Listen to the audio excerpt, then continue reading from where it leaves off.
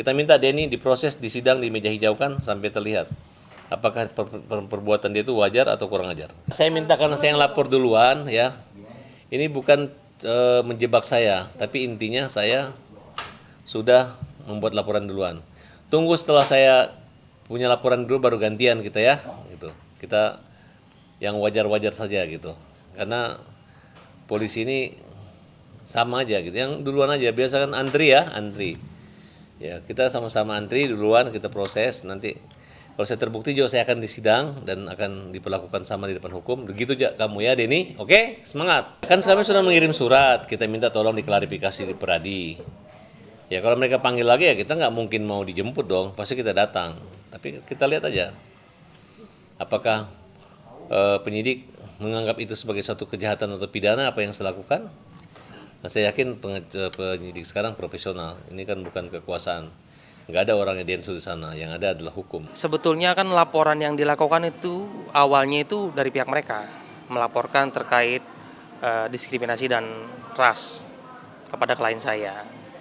Lalu kami merespon itu karena kami merasa ada tindak pidana yang juga dia lakukan.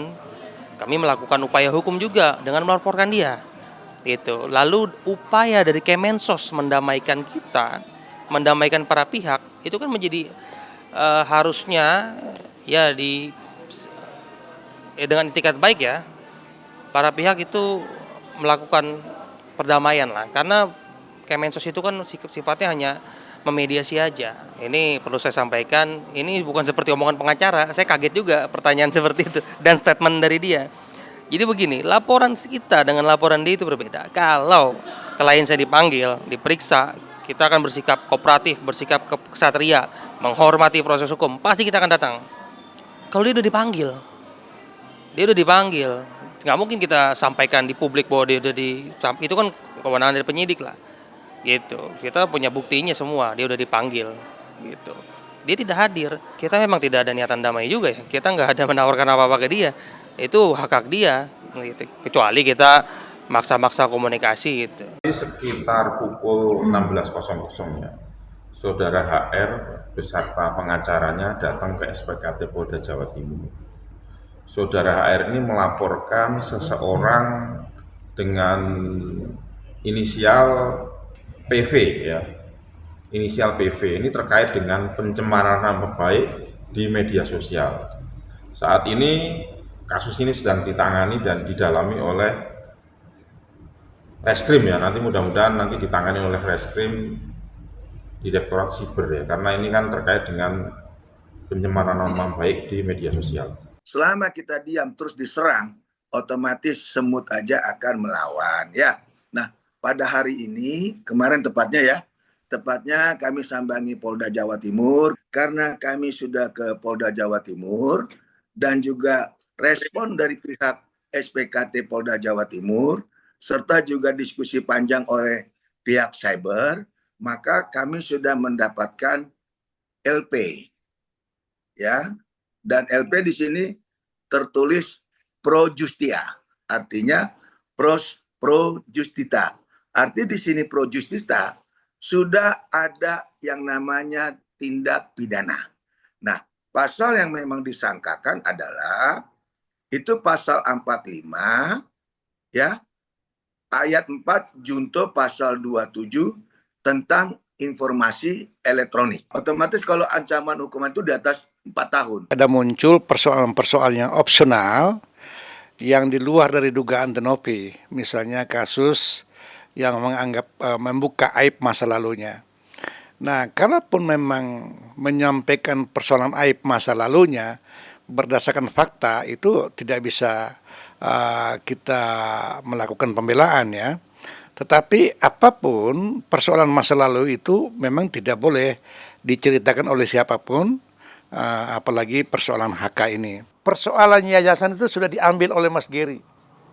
Artinya soal donasi itu sudah diambil Mas Geri, Pablo, dan Densu. Artinya sama sekali tidak memiliki peran apapun Novi dalam persoalan kebijakan itu. Karena Geri itu kan ketika dia berdiri sebagai ketua yayasan, artinya konsep skema penyelesaian dengan Mas Giri itu menggunakan konsep rumah tangga yayasan. Ya, mekanismenya tidak bisa seperti dia secara individual. Ya, jadi kan persoalannya kan begini.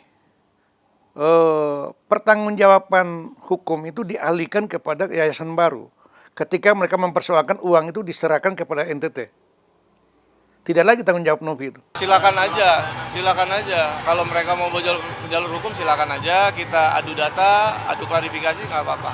Saya yang pasti akan tetap menjalankan hak saya sebagai ketua sampai memang yang ditugaskan selesai. Harapan Agus ini ingin bisa melihat istrinya lagi kan gitu kan? Aduh, kalau dibilang capek, banget lah capeknya. Tapi apa boleh buat, banyak sandiwaranya, ya udah kita lanjutin aja sandiwaranya, mau gimana lagi coba. Sebenarnya kalau capek memang capek banget, lelah banget. Udah pengen rasanya terbang rasanya dari bumi ini.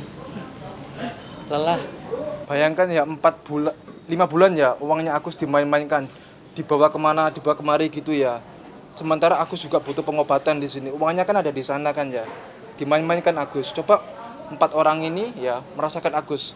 Agus kan buta selamanya ini. Coba mereka merasakan Agus begitu. Bagaimana rasanya kan? Sedih juga kan? Ini orang buta dimain-mainkan oleh mereka. Ya, tidak ada itikat baiknya. Ya, kalau seandainya mereka dibalik menjadi begitu bagaimana? Ya, ini udah Februari ini ya. Perkara ini terus berjalannya. Kita tidak tahu ya apakah benar uangnya itu sudah habis atau belum. Makanya kita minta kepolisian atau pihak-pihak pejabat yang berwenang untuk menguji